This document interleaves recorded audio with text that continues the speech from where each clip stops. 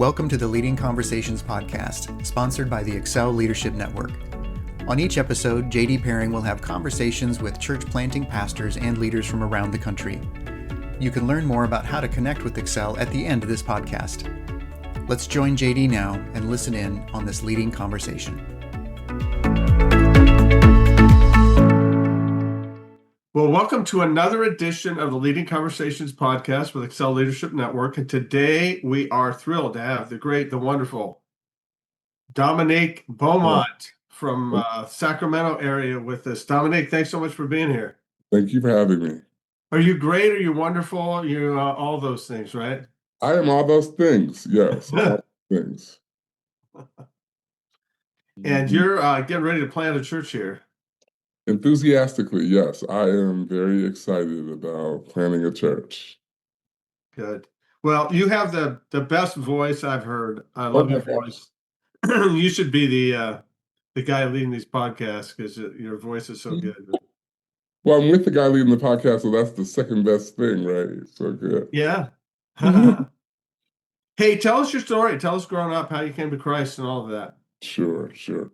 Well, thanks again for having me on the podcast. I have a very unique story of just when people say, "How did you find Christ?" I normally say, "Well, he certainly found me." Because I was not looking for him because I didn't know how to at a very young age. But my mom was a severe schizophrenic and did not have the capacity to raise us. And I went from foster home to foster home. And when my mom, 6 years after I was born, decided to continue having children, my two siblings landed in a foster home of a little Pentecostal lady. And it was the desire of my mother for us both for all three of us to be raised together. And so I joined them. And in the process, first met the church and was very much inspired by its culture, and then met Christ and my calling at a very early age. I think it was just one December 31st, they were saying, "Who's bold enough to say something about Jesus?" And I'm like, "Me?" Like, like like a little 8-year-old boy, and so from then on, I would go and I would sit next to the pastor. And for me, this guy was bigger than life because as a person who did not grow up with a father, I had not seen as many positive role models, and he was able to pour into my life in such a way. And as I progressed in life and ministry, I started to realize the God in my parenting situation. My mother, because of her disability, I probably should say this too, in honor of my maternal grandmother, they found her. She didn't raise my mother, but they needed a next of kin.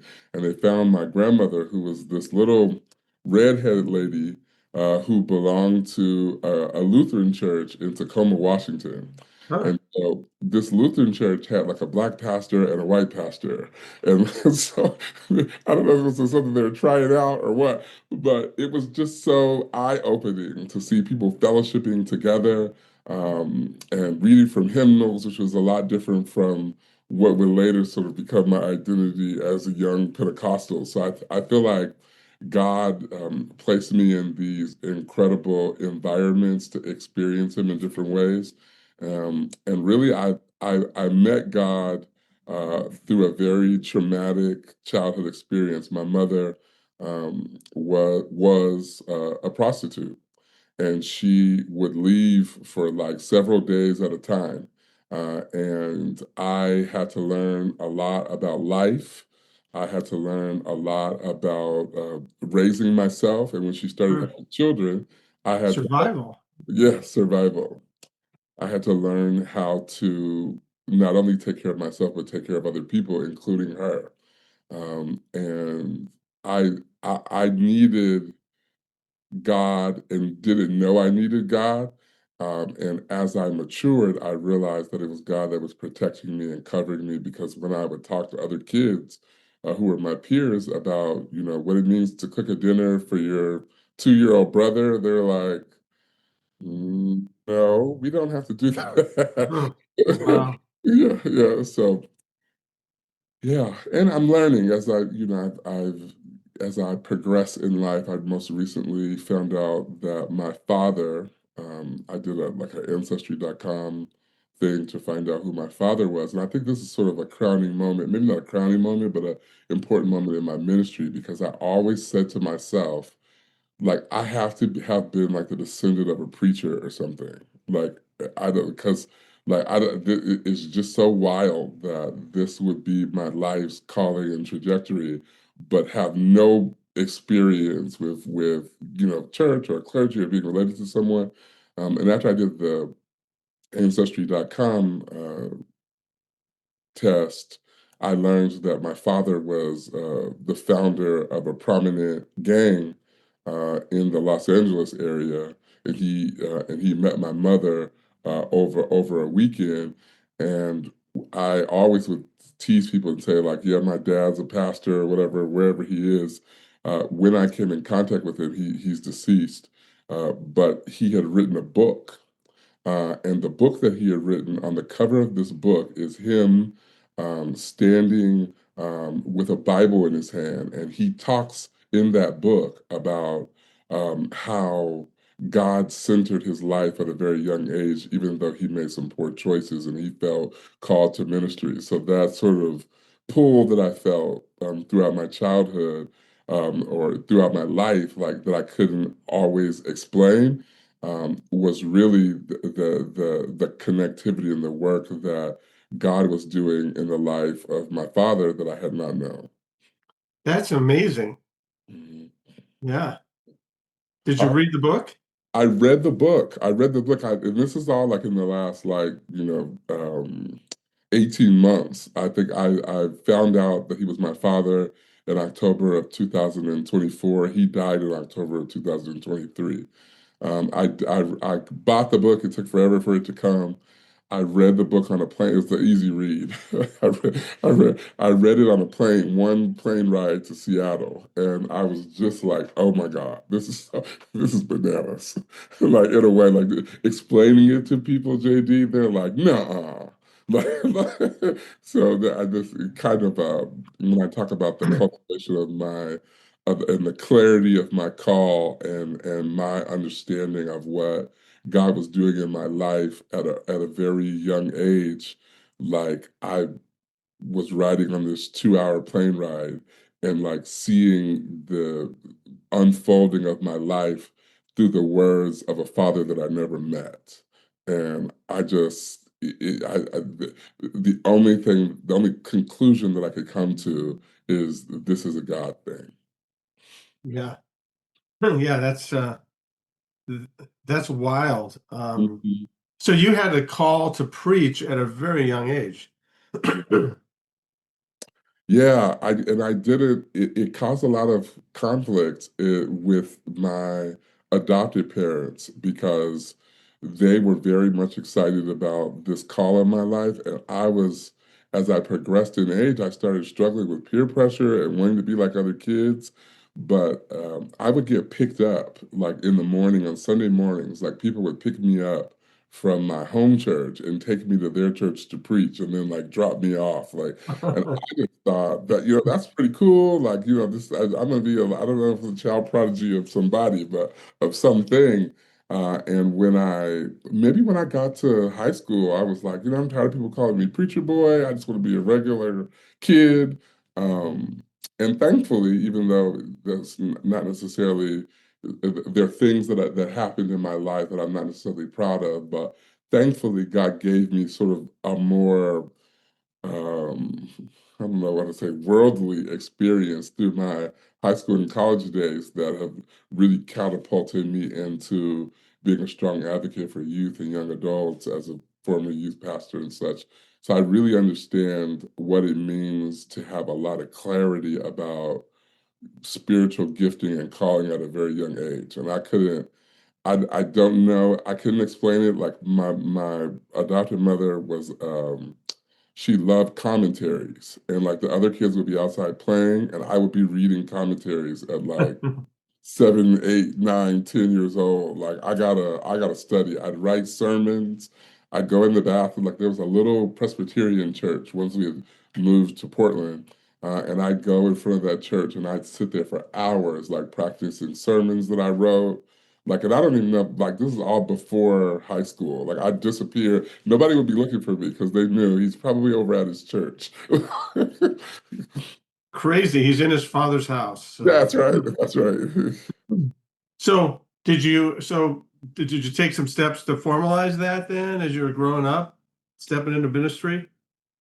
Yeah, I think that so I kind of like the whole ministry thing, like I kind of when I went to high so my I had a bad relationship with my adopted mother like through high school because I was learning myself and really trying to figure out who I was.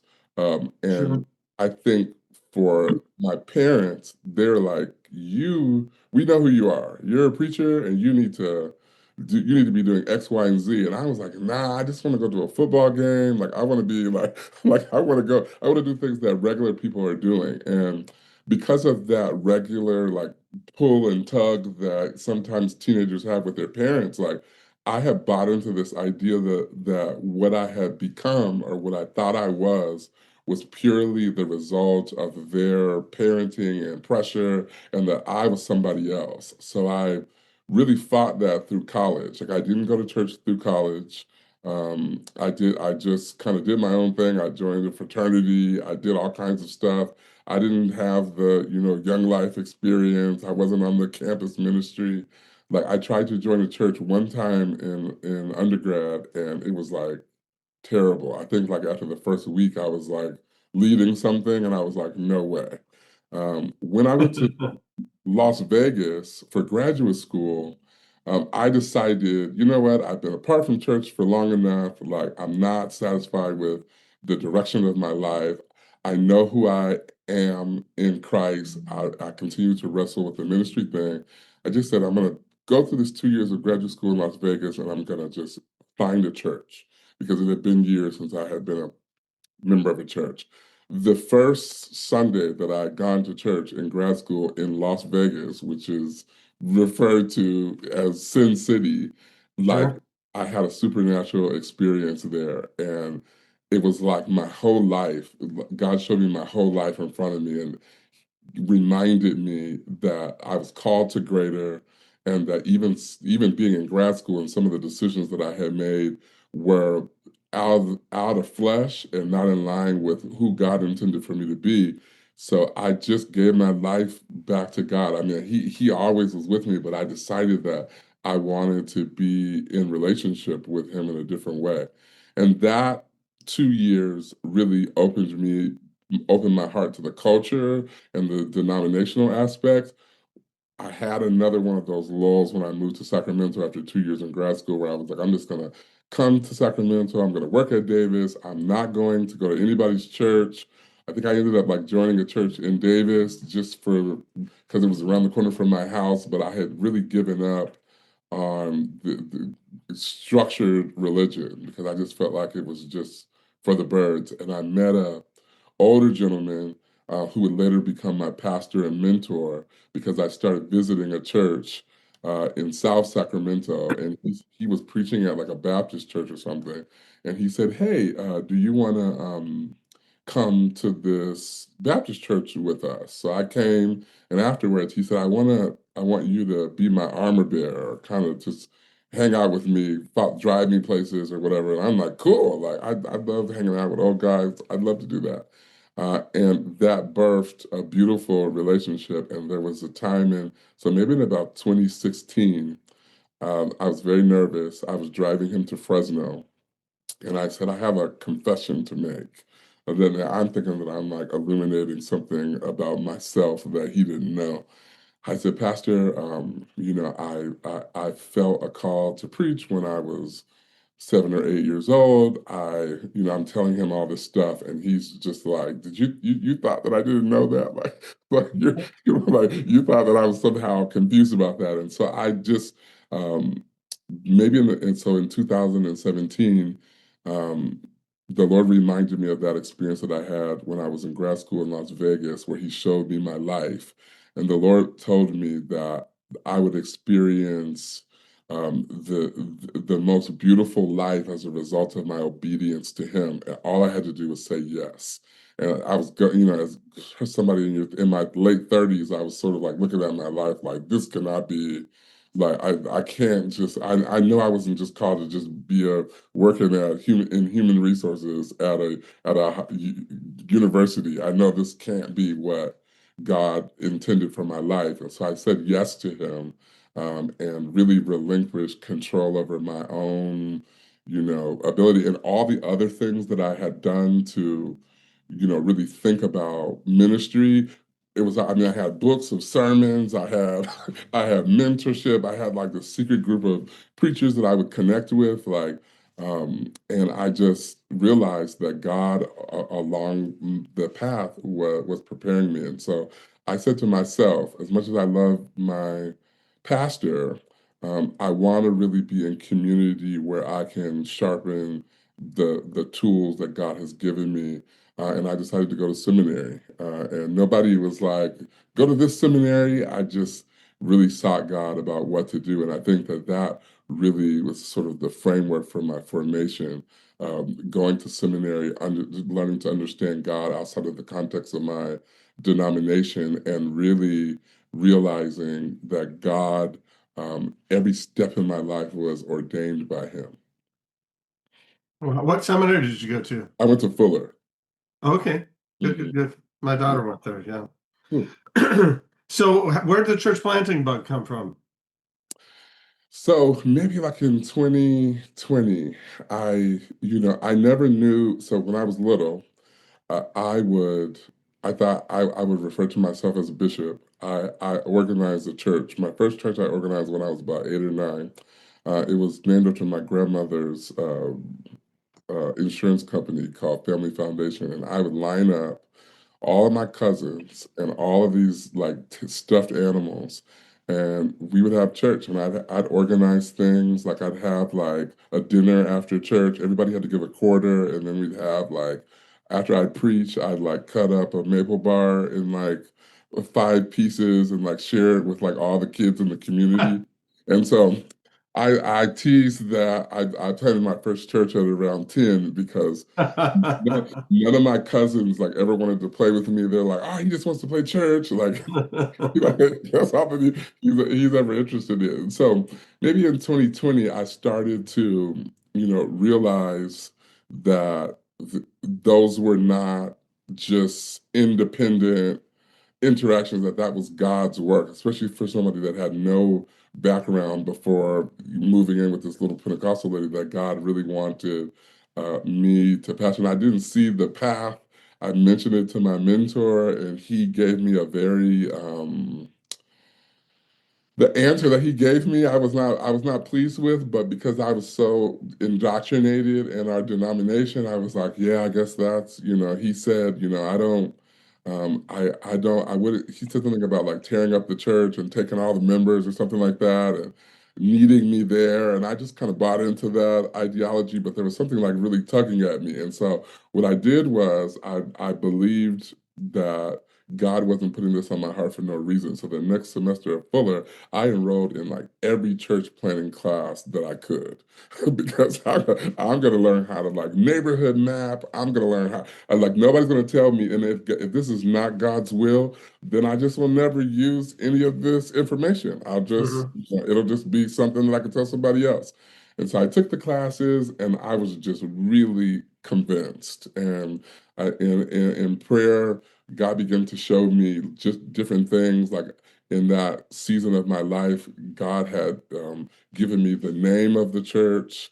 Like he would even show me communities. I would go to South Natomas, and they built a Dutch Bros there, and I would just sit there, and I would just be. I mean, I used to do this when I was little too, where I would like make churches out of like any room. I'd be reorganizing like classrooms in my head. Like, this is the church, this is the like youth center. I mean, just so I think that once God like really confirmed that in my heart, like I could no longer see like my ministry and even the world from the context of like my denomination or even my mentor at the time, and God started to send me, other people who would pour into my life. So I think that was sort of the beginning, and God had to remind me even in that process that you had never been someone who somebody has given anything to you. You have had to work for everything that you have.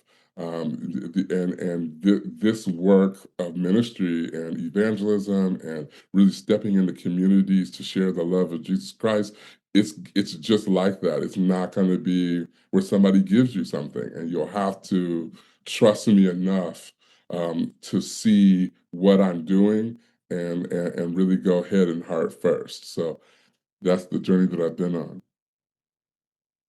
That's amazing. That's incredible. Hey, would you in your new church, are you going to have stuffed animals there? Yes. There, that'll be that'll get the attendance numbers up. Stuffed animals are very important, and I feel bad for my young siblings because I made them have aliases. I made them give me offerings. Luckily, like they know Christ and turn them off from church. But like, yes, that's definitely something that will be prevalent. Who's your target? Who are you trying to reach with this church plant? I really want to meet. I believe that God, one of the demographics that God has called me to are people who are like me, like their introduction to Jesus wasn't because of their parents or because of their community or because of who they knew, but their introduction to Jesus was because people who loved him outreached to them, found them, picked them up in church vans, were willing to make sacrifices in their life to raise other people's children. I believe that God has called me to young adults. I believe that there are foster youth who are disconnected from family structures, that because of that disconnect don't know Jesus, just like I would have never come into contact with Jesus had I not um, been in a system and God allowed me to, experience him through them. So I think that the I'm not thinking about, and I know that critical to any institution are people who have the ability to do church and understand the infrastructure and went to seminary and all that kind of stuff. But the people that I feel drawn to are the people who need Jesus and need to experience the power of transformation in their life at whatever stage that they're at. I know that's broad because that might be everybody. Yeah, but you have a unique opportunity there to reach people that a lot of churches would just not even see. Yeah. And I was one of those people, right? Like, Yeah. I was fortunate, right? Like nobody, and there's in the early stages of church planning, people would connect me with pastors who started churches in the area. And one of the persons that I met actually closed their church to start a ministry to outreach to foster youth, so youth that had been emancipated or in prison previously. And that was really inspiring for me to know that demographic is seen by someone who loves God. Mhm. Yeah. What's been surprising as you've launched on this journey?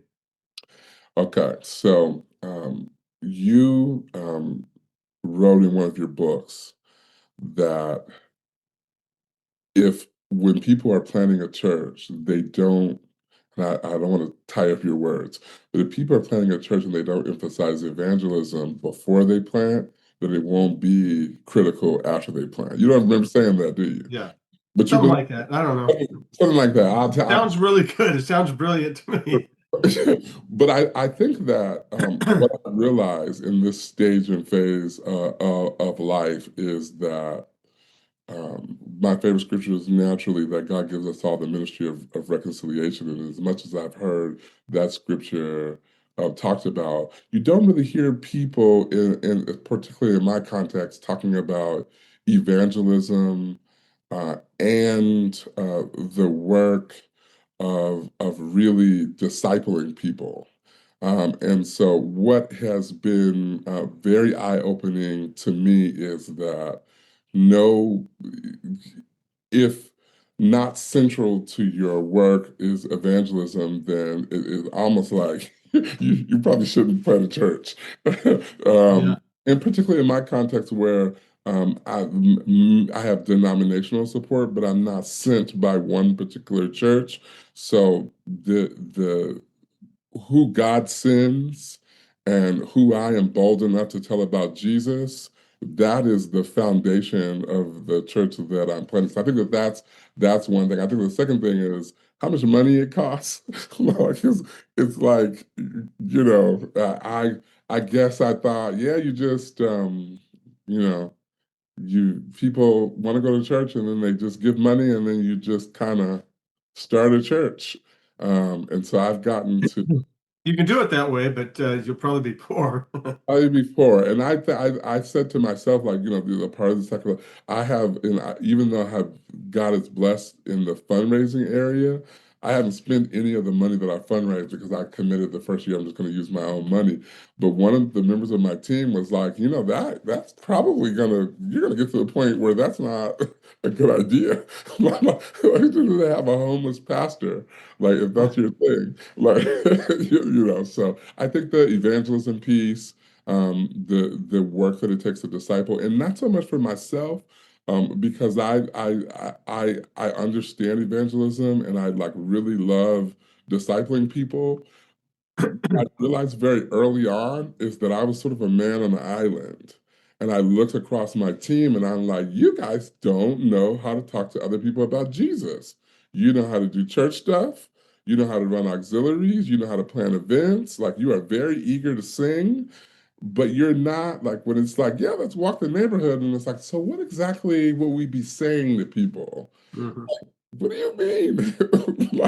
So I think that that's kind of been surprising to realize that people need to know that they are equipped by God to go out into the highways and hedges and compel men and women to come.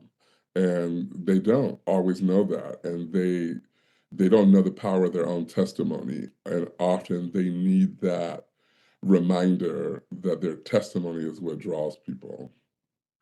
Yeah, the personal story. The whole discipleship versus evangelism tension. About 10 years ago, my daughter, who was a missionary in China at the time, Mm, said, mm, some people really like discipleship, some people really like evangelism. Which do you go on? And she mhm, said, if you look at Jesus, his discipleship was taking his disciples and teaching them evangelism. mhm, That was the discipleship process, mhm, was let's go to the highways and byways. Let's mhm, go, and as people come along.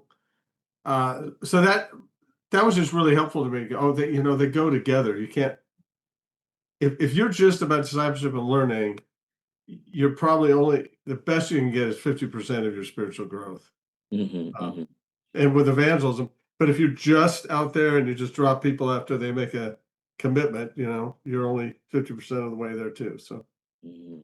hey, give us a leadership tip or two. You've been leading since you were 7. Mhm. Everywhere you go, they say, "Hey, you're in charge." So, give us a leadership tip, Dominique. In this season of my life, I preached the other week about Jesus sharing the same parable twice about the lost sheep. The first time he shares it is just with his disciples. And the second time that he shares it, it is in response to his critics. And one of the things that I think is important for people in general, anyone, those who are in leadership, is to have clarity about your mission, your vision, and where your heart is for ministry, and to unapologetically be able to share that with not just your friends, but your foes, and to Mm. communicate that with so much clarity that even your enemy knows what to target. And that's the thing that is resting with me. And then I think maybe part two of that, because you mentioned Jesus's work with his disciples. There was a time that um, the disciples, I think the scripture, I think it's in Luke, where it says that the disciples were so blinded by the deterioration of their body that they could not even understand the miracle of the loaves and fishes.